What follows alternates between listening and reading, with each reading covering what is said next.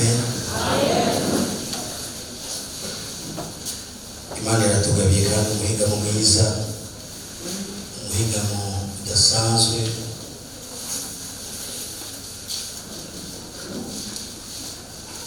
umuhingamo w'umugisha. Haleluya. Umuriya kandi umushyitsi witwa Isaac Nigacika, n'umuyobozi w'ishingiro rya hano.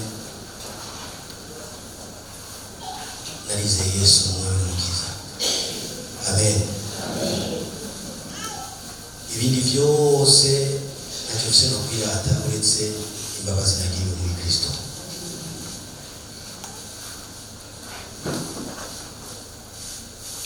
Abariko barakira indwara, bariko barishima imitwaro kubwo guhimbaza Imana, gutazira Imana, ubu muvyakira mu izina rya Yesu. Haleluya. Mu ndirimbo zo guhimbaza, zo gutazira, harimo gutabagwa, harimo kubohoka, harimo ugukugwa mu kindi kibanza, ushirwa mu kindi kibanza. Amen. Imana rero iranyemereye, inkundiye kandi kongera guhagarara imbere yanyu kuno muhingamo kugira ngo twongere kandi kubandanya kino cigwa tumaze kumbure ya gatanu ibiri. Uyu munsi n'umusugira gatatu tuko twigisha icigwa kivuga ivy'imanza ndwi, kandi urubanza rwa mbere twaramaze kugwigako, n'urubanza rwa kabiri twaramaze kugwigako. Uyu munsi tugomba dukwige ku rubanza rugira gatatu. Imana ishimwe cyane.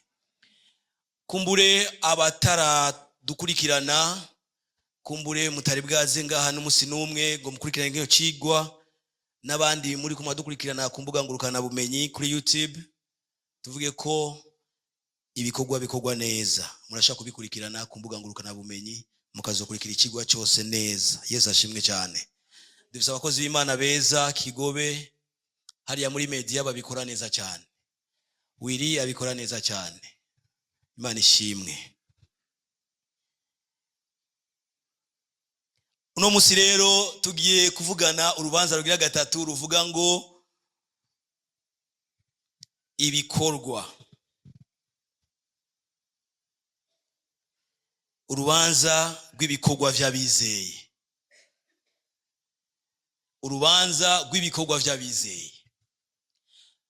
Urashobora kwiyumvira none urwo rubanza rw'ibikorwa vy'abizeye ruzoba ryari? Ruzobera he? Iki nico kintu gikomeye ngomba ko tumenya. Ngomba kumenya ruzoba ryari, ruzobera hehe.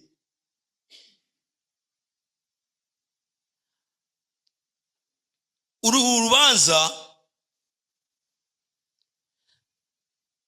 turabona ko ruzoba igihe Yesu Kristo umwami wacu azoba aje gutora umugeni wiwe. Abakijijwe, abizeye Yesu, abamwakiriye umwami n'umukiza,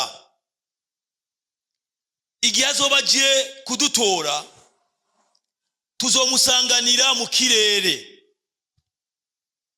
Kandi iyo mu kirere niho ugo rubanza ruzociribwa. Imana ishimwe cyane. Haleluya. Iyo mu kirere iyo niyo urubanza ruzociribwa.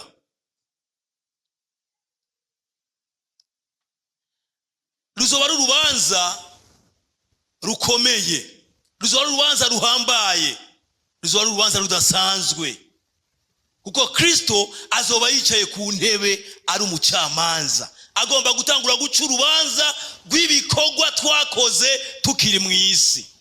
Imana ishimwe cyane. Haleluya.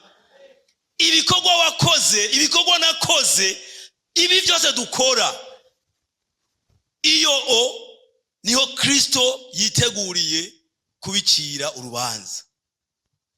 Haleluya. Umurikirane neza mwene data. Nico gituma kenshi ndavuga ngo Kigobe murahiriwe, kubera ko mufise abarongozi biyumvira inyigisho kugira ngo mubandanye mukura kandi mumenye ukuri kw'ijambo ry'Imana. Haleluya. turashaka kubitegura, twama twabiteguye, bizokoma bitegurwa, bizokoma bikogwa, ariko ni vyiza ngo mugire inyota yo kubibamwo kugira ngo mubitahure. Ugo rubanza rero ruzoba mu kirere, niyo ruzobera, kandi ishengero rimaze kuva ngaha mu isi. Isi izoba isigaye mu magogwa, izoba isigaye mu mahano, izoba isigaye mu bibazo, kuko singomba kwigisha ivyahishuro Yohana, tuzoronka umwanya wo kuvyigisha, ariko nagomba mvuge ko programa y'Imana indwi ya nyuma isigaye, canke yinga ya nyuma isigaye ku mayinga Danieli yeretswe, nukuvuga ngo iyo yinga izobitanguye. Yesu ashimwe cyane. Yahagaze ryari? Yahagaze igihe amayinga Danieli yeretswe uko ari 69, yahagaze igihe Yesu yinjiriye Yerusalemu ari ku nyana y'indogoba. Abantu bagasema ati ntihashemagizwe uje mu izina ry'Uhoraho, hozana, haleluya, haleluya. Uyo rero yaraje arinjira Yerusalemu, ariko kandi amaze kwinjira Yerusalemu murazi ko yarishwe. Danieli amubona ngo akuweho, ariko kandi nta wundi yamusubiriye. Bwana Yesu asifiwe sana, haleluya. Nta wundi yamusubiriye. Nukuvuga ngo amaze gupfa Kristo akatubera incungu n'ikimazi gikuraho ivyaha, ngo twabibonye mu rubanza rwa mbere. Nukuvuga ngo programa y'Imana yiyinga yari isigaye yarahagaze kugira ngo amahanga nayo nyene yinjizwe mu buntu bw'Imana, mu rukundo rw'Imana, mu giraneza kw'Imana. Abizera Kristo nukuvuga ngo ducika abana b'Imana. Imana ishimwe cyane. Yesu rari gihazo waje gutora ishengero, nukuvuga ngo iyo ndwi izobitanguye, twe tuzoba turi mu kirere, ari ku isi izobitanguye kubona amagogwa. Usomye kuva ivyahishuriwe Yohana kuva igice cya 4 gushika igice cya 19, niho ubona amagogwa n'amahano yabanse kwizera Yesu, y'Abayuda n'Abisirayeli banse kwemera Kristo. Ivyo bazobasigayemwo kazoba agahinda, zizoba ari ingorane zidasanzwe. Nukuvuga rero ngo muri iyo myaka indwi ivugwa nk'iyinga rimwe, niho twebwe tuzoba turi mu kirere, ibikorwa vyacu bikiriga urubanza na Kristo. Yesu ashimwe cyane, haleluya, haleluya. Aha abandi bazoba ari mu mahano n'amagogwa kubera ko banse urubanza rwa mbere ngo bihane, rubatabare, rubakize, bazoba ariko barahondwa. Ndakubwire ngo mwene data, hajya abarundi bavuze ngo wankabangwe ntiwankazana ndabe. Undi yavuze ngo iherezo ry'inzira ni hehe? Ni mu nzu. Undi avuga ngo abwiye umwana ngo gashigiragira gute? Irakugarukana. Abantu banga Yesu, abantu banga kumwizera, abantu batagomba kumwemera, bamwita uko bagomvye, bakamucira urubanza uko bagomvye. Havuga ngo ni umubaji, ni umwana wa Yosefu, ngo ni intumwa, si Imana. Ivyo vyose potelea mbali. Icyo nzi nuko Kristo ari umwami, haleluya, kandi nuko Kristo ari umucunguzi, amen.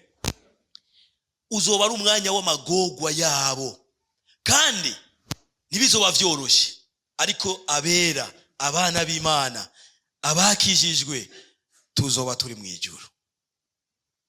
Mwumva mwomera iyo Mana amashigayemo.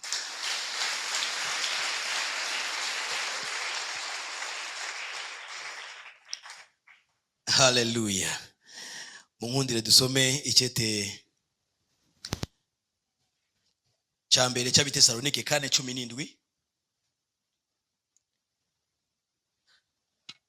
Ayo majambo avuga ngo, maze natwe abazoba bakiriho dusigaye tuzoca duteruranwa nabo mu bicu dusanganire umwami mu kirere. Yesu ashimwe cyane, haleluya. Aya majambo umukozi w'Imana Paulo ariko yandikira ishengero ry'Abitesalonike yariko ababuza kurira nk'abatagira ivyizigiro. Hamwe tubona umuntu apfuye canke twumvise umuntu apfuye tukarira nkaho umengo nizoswa kumubona kandi yarize umwami Yesu. Paulo atangura kubereka ingene Yesu azoza agahagarara mu kirere, inzamba y'umumarayika mukuru ikavuzwa, abo bapfuye basinziriye itiro ry'urupfu barize umwami Yesu. Bibiliya ivuga ngo bazoca bahitana imibiri yabo. Natwe tuzoba tukiriho dukanura abera ngo tuzoca duhindurwa nko mu kanya ko gukubita urugohe, hanyuma baduhitane natwe duce dusanganira umwami wacu mu kirere. Imana ishimwe cyane. Turabona uko kuza no kwa Yesu ko Yesu atazokwigera ahonyoza amaguru yiwe aha kwisi, ariko azoduhamagara. Haleluya. Azoduhamagara, inzambi zovuga, abarimwo mpwemu yera bakijijwe tuzoyumva, ariko abatagira mpwemu yera batizeye umwami Yesu ntibazoyumva, kandi ntibazobona n'ingene tugiye, ntibazomenya n'ingene vyagenze. Nimba ari umugore wawe yarakijijwe uri umugabo utakijijwe, uzosanga mu gitanda ari wowe nyene usigaye. Nimba ari umugabo yakijijwe uri umugore utakijijwe, uzosanga wewe nyene uri umugore ari usigaye. Nuvuga ngo abantu bakijijwe bizeye Yesu ngo rito tuzokumva iyo nzamba, hanyuma tumusanganire mu kirere. Yesu ashimwe cyane. Aba ni bande? Ni abazoba barapfuye, abatu tujya gufuba uyu munsi barize umwami Yesu, nabazoba bakiriho. Nuvuga ngo inzamba ivuze tuzosanganira umwami wacu mu kirere, tuzomwumva. Kandi murazi Yesu ari ku isi hari amajambo menshi yavuze. Hari ijambo yavuze ngo abanje baranzi kandi bumva ijwi ryanje bakankurikira. Yesu ashimwe cyane. Haleluya, haleluya. Bene data, igihe azobahagaze mu bicu hari ububasha buzoduterura, hari inkomezi zizoduterura, hari ijwi ry'umunezero, hari ijwi rizoduterura. Tuzokumva hamagaye, tumenye ko ari umukwe, tumenye ko ari wa wundi yadukoye. Uzokanguka washitseyo. Imana ihabwe icyubahiro. Haleluya.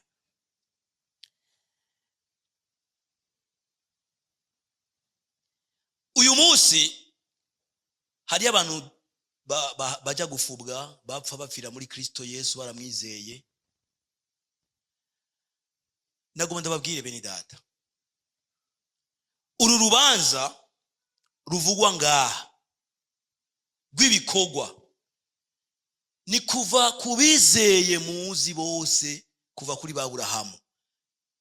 Ntibarigera bahabwa ingero, ntibarigera bahabwa ibitsibo, ntibarigera bahabwa ingero ihwanye n'ivyo bakoze.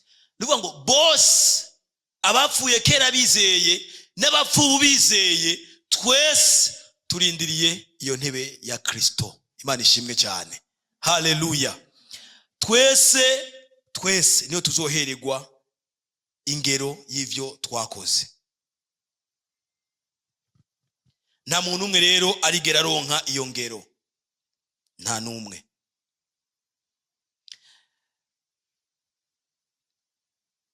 Ndabibutse ko iyo umuntu akijijwe, icete Paulo yandikiye Abikorino ca mbere 12:4 kugeza ku murongo w'indwi, aho turabona amajambo atwereka ko umuntu akijijwe ahabwa ikimwerekana ko mpwemu yera. Umuntu yakijijwe wese ahabwa ikimwerekana ko mpwemu yera. Ni kuvuga ngo ategerezwa kuba afise ingabire muri we.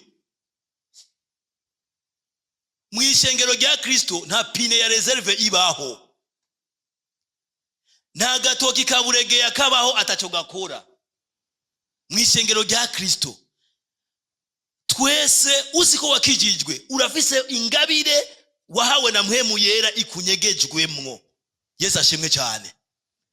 Hari abandi abakirisi bo kwa Mungu gusa aza mu rusengero bakaririmba gakoma amashi. Aza ngaha nubona iyo tuje mu rusengero nta muntu numwe ndabona agira guka intebe ngo arabe ubucafu. Aza ngaha akicara agaca yitahira. Umwami Yesu ariko araca umugani awucira abayuda, ariko aravuga ku bantu babikijwe itaranto. Hari amajambo yanteye ubwoba cyane ari mu butumwa bwiza bwanditswe na Matayo 25 kuva ku murongo wa 14 gushika ku murongo wa 30, yerekana ingene ubwami bw'Imana busa n'umuntu yafashe ivyo afise vyose abisigira abantu.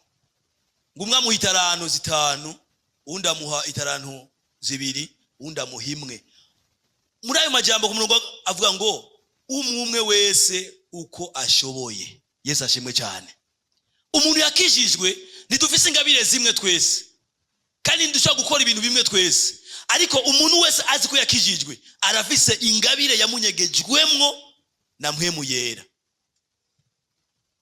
Uwahawe 5 ngo yaraserukanye 5 igeshebuja yaza zindi z'inyungu. Uwahawe 2 aserukana zindi 2 z'inyungu igeshebuja yaza.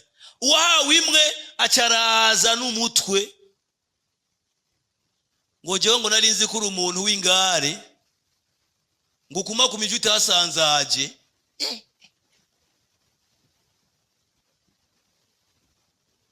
Muribaza ivyo bintu. Hari abantu bazi Kristo nk'umuntu w'ingare batari kugikogwa, ariko nagomba ndakubwire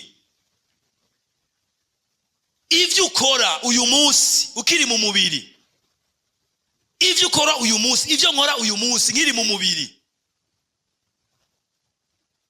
nivyo bizoguha ibitsibo, nivyo bizoguha ingero mu bwami bw'Imana. Imana ishimwe cyane. Hallelujah.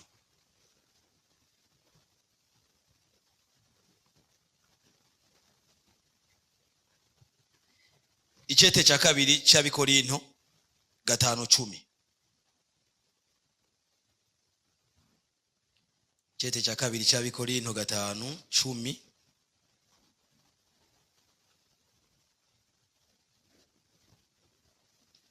Ayo majambo avuga ngo kuko twese tutazobura guhagarara, kuko twese tutazobura kugaragarizwa imbere y'intebe y'imanza ya Kristo, kugira ngo umuntu wese ahabwe ibihwanye n'ivyo yakoze akiri mu mubiri, ari vyiza ari bibi. Imana ishimwe cyane. Twese tuzogaragarizwa imbere y'intebe ya Kristo, intebe y'amateka. Iyi izoba ari intebe iri hehe? Mu kirere hariya nyene zo twakigurubanza. urubanza.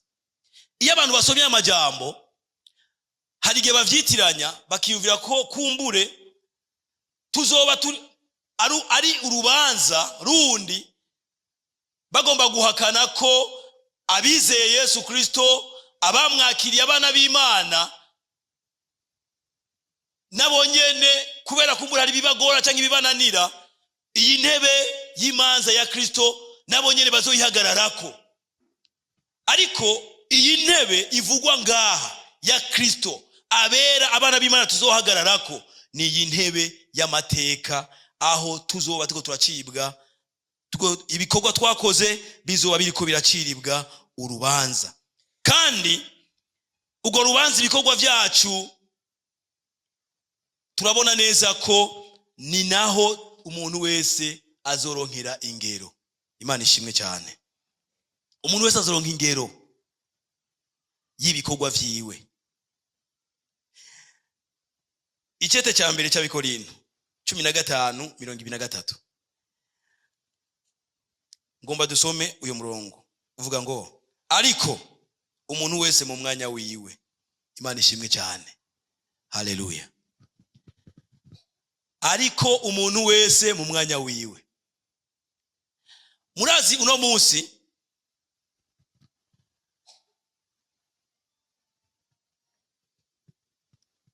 munsi nagonda babwire ko umuntu ashobora guhagarara mu mwanya utari gwiwe. muranyumva neza? Umuntu uno munsi arashaka guhagarara mu mwanya utari gwiwe, canke mwebwe mukamubona nk'umuntu akomeye ari mu mwanya udasanzwe, ariko Kristo ariko aramuraba atari uko mwe mubibona. Uru rubanza ruzoshira umuntu wese mu mwanya wiwe. Uno munsi hariho abantu muzobona bambaye amapete, abakozi b'Imana bakambara amakanzu emwe akomeye, hari n'abayagerekeranya kugira ngo mushikire, ugasanga ni ngorane, bashaka kumurondera indwi yose ukwezi kose akubwira nta mwanya. Bari abakozi b'Imana bamwe bameze uko, bishira mu myanya. Hari abandi usanga bafise amakanzu ya vere cyangwa ibitambara vya vere, abandi vya rouge, abandi vya blanc, abandi vya noir. Umwe wese akishira mu mwanya, bakipanga mwese akipanga, ugasanga aho umwari naho buri umudiyakoni kirazira no guca ku metero 10 ziwe z'ahantu hari, bakipanga neza.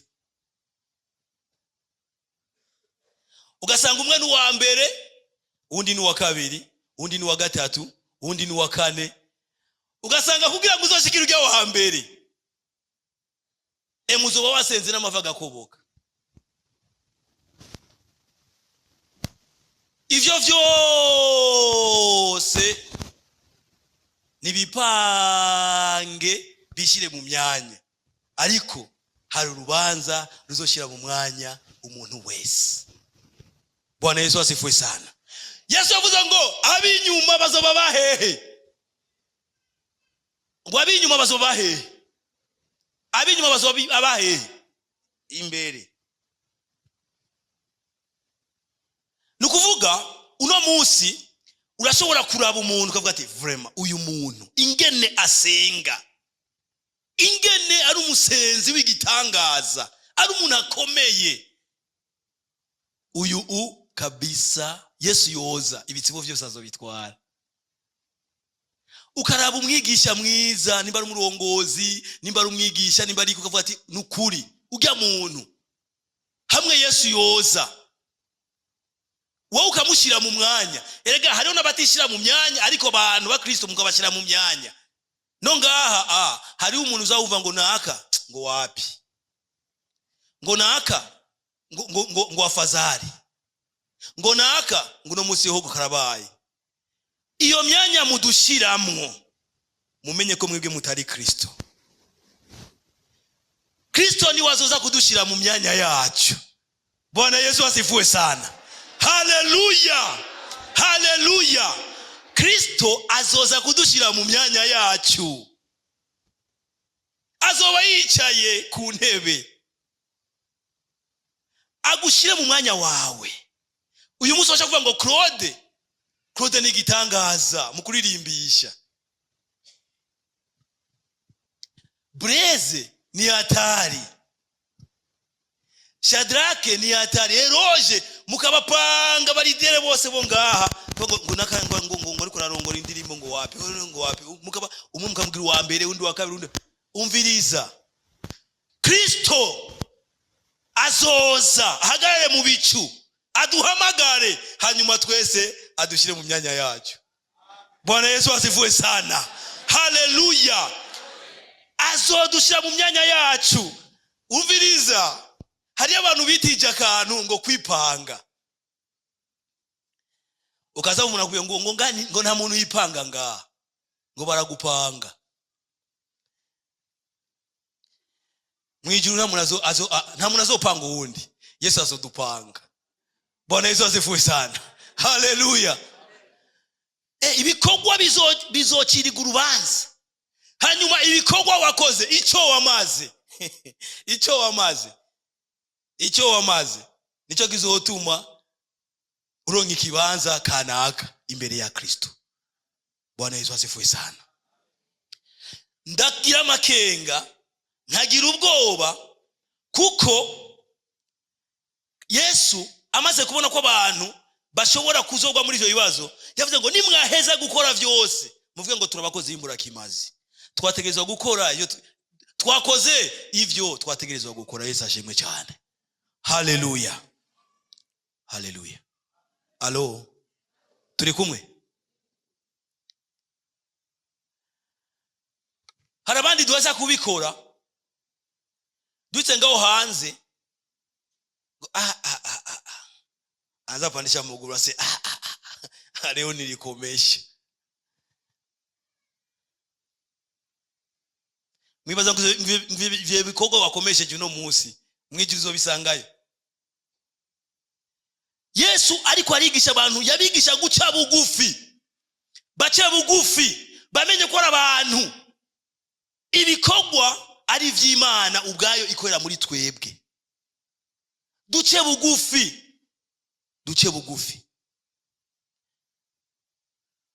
Abakozi b'Imana rero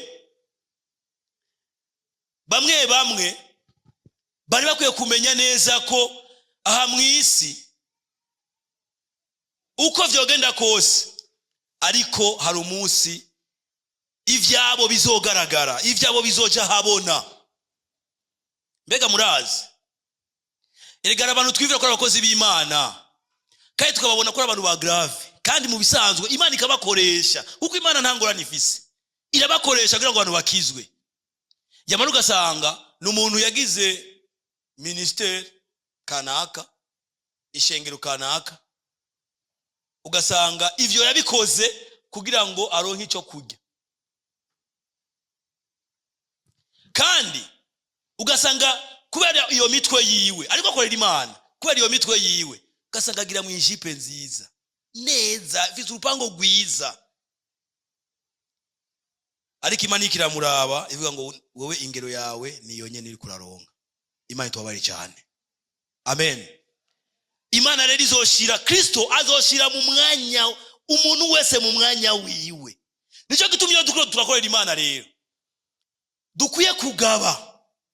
Ukwiye kugaba, uri kurakorera Imana ibikorwa ukorera Imana, ukwiye kugaba cyane.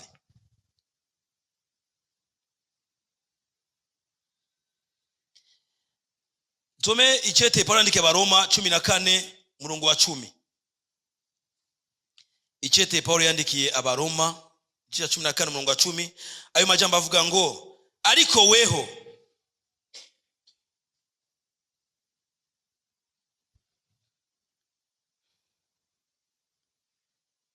ariko weho ni igiki gituma uhinyura mwene so, kandi nawe ni igiki gituma ukengera mwene so, kuko twese tuzohagarara imbere y'intebe y'imanza y'Imana. Imana ishimwe cyane. Amen. Aya n'amakosa akunda kuba ku bakozi b'Imana, ugasanga turaciranira imanza, ngujya ngo wapi kabisa, ng'ivyakora poto ujya wapi. Twebwe nyene abakozi b'Imana, twebwe nyene hagati yacu, ugasanga uri kuracira urubanza uwundi, ameze uku, sinzi yariko aravuga, sinzi. Umviriza, urinde ucira urubanza umushumba wa Kristo. Yesu ashimwe cyane. Twese urubanza rw'ibikorwa vyacu ni hariya. Amen.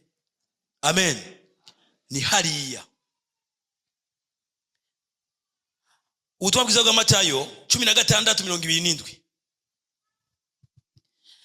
Ayo majambo aratwereka ko umuntu wese azoronka ingero ikwiranye n'ivyo yakoze. Umuntu wese azoronka ingero ikwiranye n'ivyo yakoze. Ubutumwa bwiza bwa Luka 14:12 uca kuri 14. Hari ivyo dukora bitazoronka ingero, hari ibyo dukora bitazoronka ingero, kandi twiyumvira ngo turabikora neza. Muri aya majambo ari muri iki gitabo cy'ubutumwa bwiza bwa Luka igice cya 14 kuva kuri 12 gushika kuri 14, dusome turabe ayo majambo inkuru ivugwa ngaha. Mwumvirize. 14 12 14 havuga gutyo: kandi abwira uwatumiye ati, niwategura inzimano ku murango canke mwijoro, ntuzotumire abagenzi bawe canke abo muvukana canke inshuti zawe canke ababanyi bawe babatunzi, kuko kumbure nabo bogutumira bakagusubiriza mu nkoko. 13 ariko niwategura inzimano, upfume utumira aboro, ibirema, abacumbagira, impumyi. Turi kumwe? 13 subiremo. Ariko niwategura inzimano, upfume utumira aboro, ibirema, abacumbagira, impumyi, niho uzoba uhiriwe. Kuko badafise ivyo kukwishura, ariko uzokwishurwa mwizuka ry'abagororotsi. Bwana Yesu asifiwe sana. Haleluya, haleluya, haleluya. Ngeze kuri aya majambo, nasanze abitwa abera, abakozi b'Imana, abana b'Imana, ni kenshi ibi bintu tubikora nabi cyane. Ni kenshi ibi bintu tubikora nabi cyane gose. Nivyo sivyo? Hageze ko dutumira abantu tungana. Usanga harimo abantu b'abategetsi, abantu bakomeye, abantu bahambaye, nanje ndiko ndavuga ibi nuko ndabigira. Hari ibikorwa rero dukora kugira ngo abantu tubikoreye baze badusubize. Ivyo ntangero bigira. Atari cyo dutumira, iyo duterera turondere bijya birema, zijya mpumyi, bage bacumbagira bene data mu maza zacu, nabo nyine babemo. Bwana Yesu asifiwe sana. Haleluya. Jimmy ngo hano nyaruka duganga kwa altare, nyarutsa Jimmy, umuntu ugomba kugira mariage vraiment. Haleluya, haleluya. Mwese muramuzi Jimmy agomba gire mariage, sivyo? Turi kumwe? Urabona ingorane dufise. Nk'ubu umuntu wese uyu yahaye invitation, ni bake bo kwiyumvira kumuha 100,000. Kubera muri ko muramuraba mubona umengo ntazobasubiza. Nivyo sivyo? Ko mutavuga nivyo sivyo? Ariko jewe umurongozi ndaguhaye invitation, ucuja kugideni. Nivyo sivyo?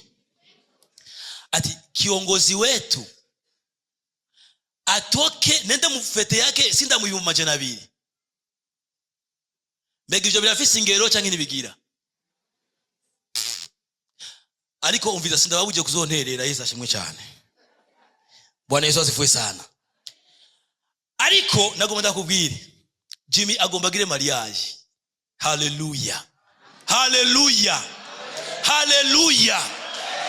Uzomuha azobabikije mu bwami bwa data.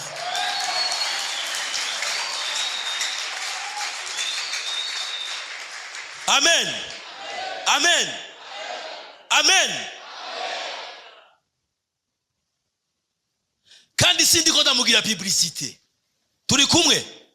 Sindi ko ndamuvugira, ariko ndiko ndababwira iki jambo ry'Imana rivuga. Nguyu ndazi ko imanza nkeya atumigwa muyu. Nukuri nanjye sindamutumira n'umunsi n'umwe. Jimmy ndamaze gutumira ho abana banje ngo bahora bamutumira, ariko je sindiga ndamuyumvirako. Imana izimfashe sindagutumira. Bwana Yesu asifiwe sana. Haleluya. Sinze ndavyibagire. bene data,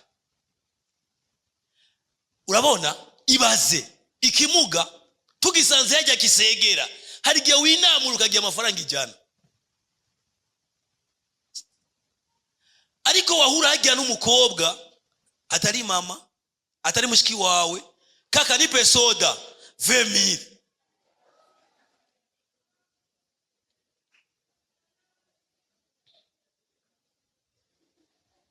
ugahura n'ikigenze, alo habari za kuamka, uko bie kaka? Niko bie.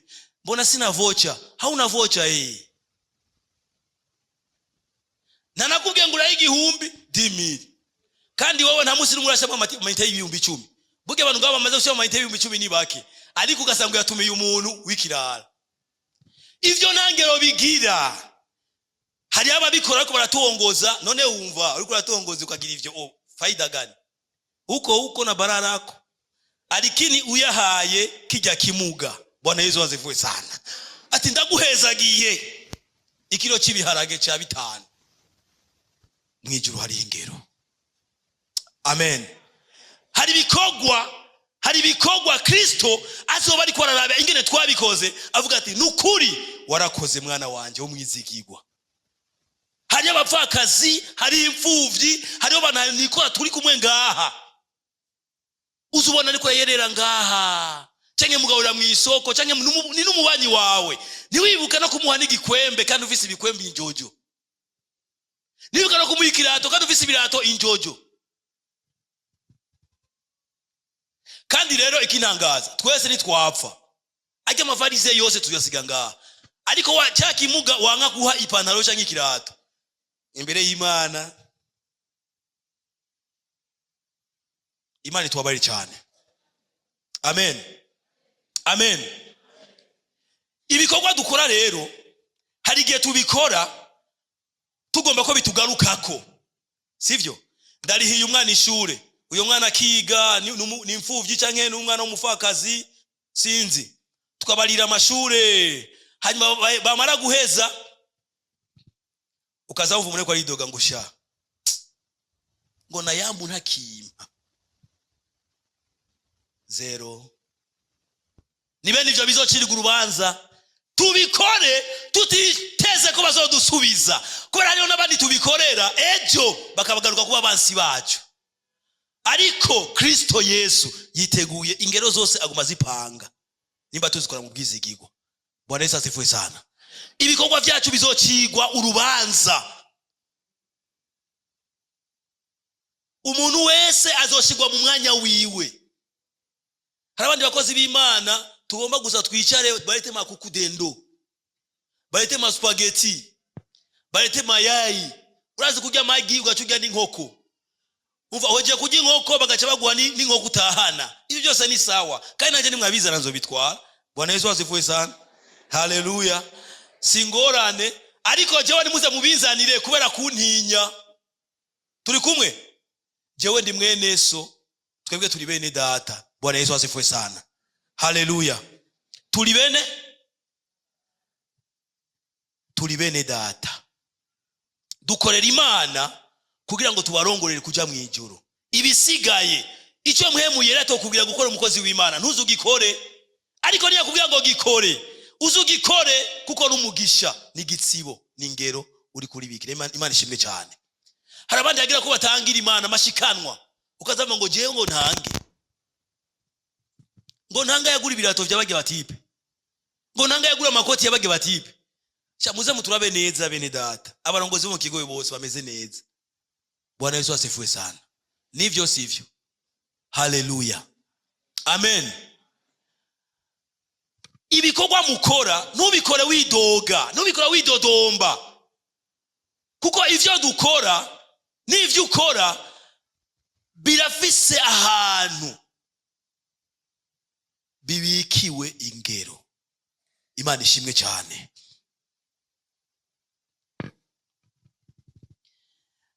Ichete Paulo andika Bikorinto ca mbere 4.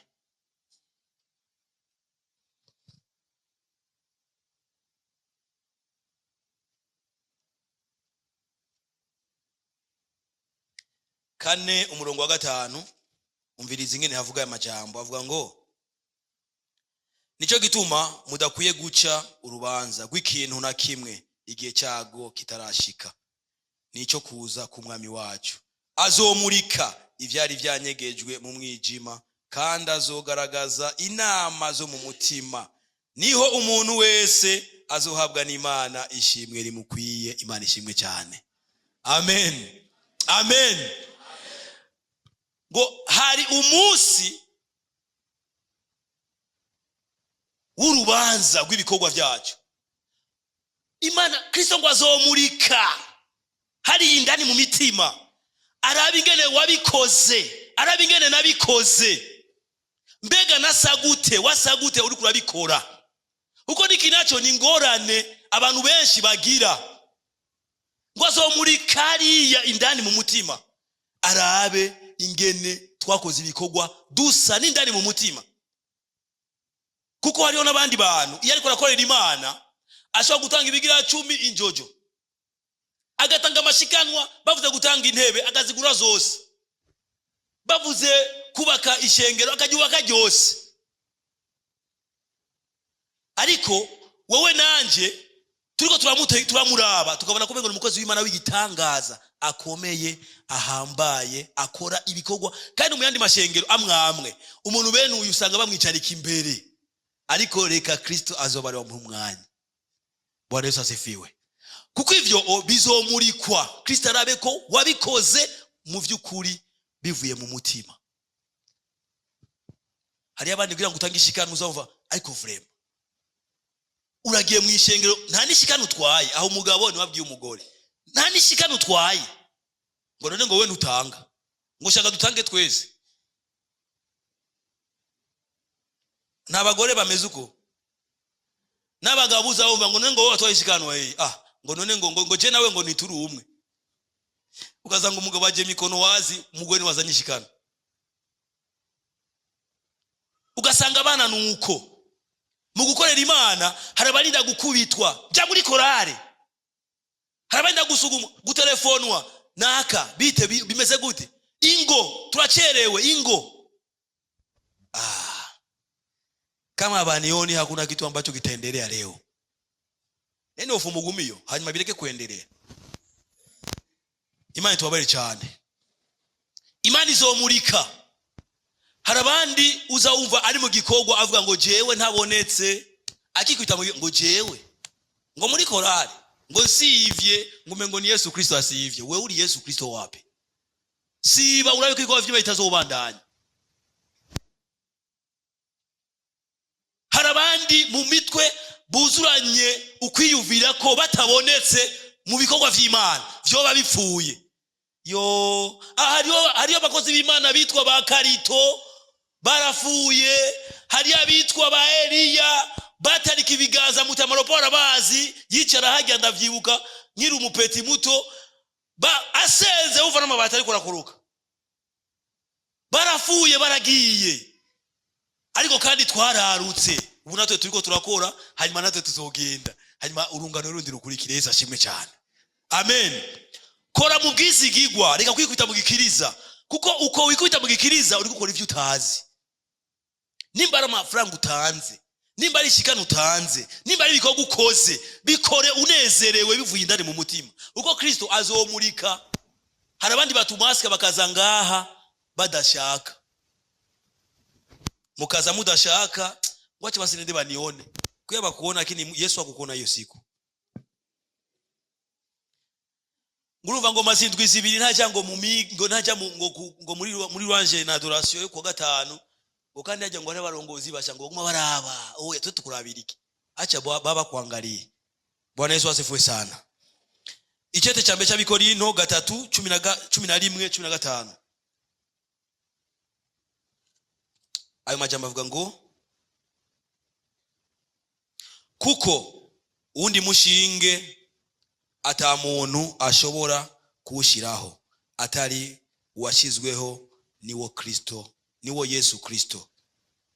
Ariko uwo mushinge umuntu ni awubakisha ko izahabu canke ifeza canke amabuye y'igiciro kinini canke ibiti canke ubwatsi canke ibishakashaka, igikorwa cy'umuntu wese kizoseruka.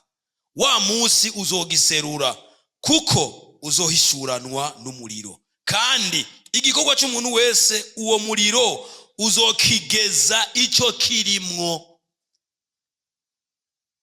Iyo mu kirere, igihe tuzoba turi mu ijuru turi kumwe na Yesu Kristo, ibikorwa byacu Bibiliya ivuga ngo bizogezwa n'umuriro. Abubakishije amabuye y'igiciro, abubakishije izahabu, abubakishije ibintu bikomeye, ngo bizoca mu muriro birame, hanyuma bahabwe ibitsibo, bahabwe ingero, hanyuma umuntu wese ashigwe umwanya wiwe. Ngo ariko hari bamwe ngo ibikorwa byabo bizocishwa mu muriro bikagira gute? Bigasha, kuko bubakishije ibishakashaka, bubakisha ibiti. Hari abantu ibikorwa byabo bizosha, kandi hari abantu ibikorwa byabo bizosha. Ubu tuko turabaraba tubona ko umengo n'abantu bakomeye cyane mwishengero mu gukorera Imana, ukabona umuntu adasiba adacegwa, ariko kandi ingena bikora ari ibintu bigoye cyane. Imana itubabare cyane. Ngomba kurangiza mvuze ngo uyu munsi Imana harabibaza ko inezerererwa ibikorwa bakora gusumba kuba bayumvira bakayubaha mu ngeso zabo. Inyongwane abantu benshi bafise, hari abantu biyumvira ko naho bo abanyabyaha, naho bo abanyabicumuro, bakorera Imana, bagatanga ibimazi, batanga amashikanwa, bagatanga ibiki, bakubaka, bagura intebe, bakagura imiduga pastori, bakabagurira amakoti, bakivuga ati ivyo biramaze, ni sawa.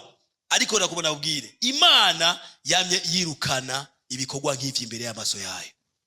Imana itubabare cyane. Imana yamye ivyirukana. Imana iragomba ko abantu bakorera Imana bayikorera bafise imitima yejejwe, imitima itunganye. Igitabo cya mbere cya Samweli 15:22, Samweli abwira Sauli ati mbega wiyumvira ku Imana inezerererwa amashikano gusumba uyumvira? Yesu ashimwe cyane. Amen. Imana inezererwa ko uri wa mbere, uzi kuririmbisha, uzi gusigura, uzi gukubura cyangwa gukora ibindi bikorwa mu mwishengero, ugira ngo ivyo ni vy'Imana inezererwa cyane gusa umuntu ayumvira. Tumenye rero Hosea 6:6 amajambo avuga ko Imana itanezererwa ibimazi n'ibindi byose twuba dukora gusumba kuyumvira. Ikintu cya mbere Imana ikeneye, igomba, no kuba wumvira Imana, ukagenda nk'uko igomba. Imana ishimwe cyane. Ukabaho ubuzima buyihimbara. Ibikorwa dukora turi muri iyo ngene bizoca mu muriro maze birame, kuko twabikoze twejejwe, twabikoze n'umutima w'urukundo wo kurondera Imana, wo gukunda Imana. Imana ihabwe icyubahiro. Amen. Dusaba iri bashiki hano. Nagomba wiyumvire.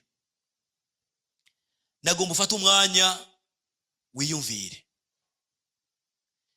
Uriko urakora iki uyu munsi wewe ko wakijijwe? Uyu munsi nta gikorwa na kimwe ufise mwishengero, nta gikorwa na kimwe, kandi urafise impano, urafise ingabire mpemu yagushizemwo. Kandi Kristo kuri uyo munsi azokubaza kubera iki wabaye mu rusengero, wabaye mwishengero nk'umuntu w'umurorerezi gusa. Abandi imyanya yacu yose twaramaze kuyuzuza ibikorwa byacu. Ugukorera Imana twaramaze kugukura mu bintu dutegerezwa gukora tukiri mu isi. Yamara urahiriwe wewe ugari botike yawe, urahiriwe wewe uhagarika ibikorwa byawe ukavuga ati reka jewe ngene mu bikorwa vy'Imana. Yesu ashimwe cyane. Haleluya. Urahiriwe kuko Kristo niyaza wabikoze mu bugororotsi yiteguye kuguha ingero, kandi ingero ikwiranye n'ivyo wakoze. Ndababwire ko mu isi hari badatabuja babi, hari gihe tubakorera ntibaduhembe. hari abantu ngaha bagendana umubabaro bakoze bagatama ariko batigeze bahembwa. Pole sana. Yesu suko azohemba umuntu wese bikwiranye n'ivyo yakoze. Imana ihabwe icyubahiro. Amen. Abantu muri ko murakora mu bwizigirwa, muzi icyo muri ko murakora, Imana ibaha umugisha. Abahagaritse ibikorwa vy'Imana, ababikora biguru ntege, murize kwingingwa, gutelefonwa, guhamagagwa, gukomegwa amashi, mugaruke, kuko ibindi byose dukora ngaha mu isi ni iby'akanya gato, ariko Kristo niyaza hariya tuzohabwa ingero y'ibikorwa twakoze. Imyaka 3 n'inusu tuzohabwa ingero y'ibikorwa twakoze. Imyaka 3 n'inusu tuzotaha ubukwe. Umuntu wese afise ibitsibo akayangana bivanye n'ingene yakoreye Imana akiri mu isi. Mwene data, hari abantu bazoja mu ijuru, bazoja muri ubwo bukwe bw'umwagazi w'intama, bafise ibimaramare, bameze nk'abokowe, atandi kintu nakimwe bafise, ariko gusa kubera bakijijwe baronke ubwo buntu nizo mbabazi cyo kuba muri ico kibanza. Ariko ibikorwa ari zero, kandi benshi bazorira, benshi bazokwicuza, biyumviye bati ni kubera iki twataye umwanya mu vy'isi gusa, ibikorwa vy'Imana nitubitangira umwanya.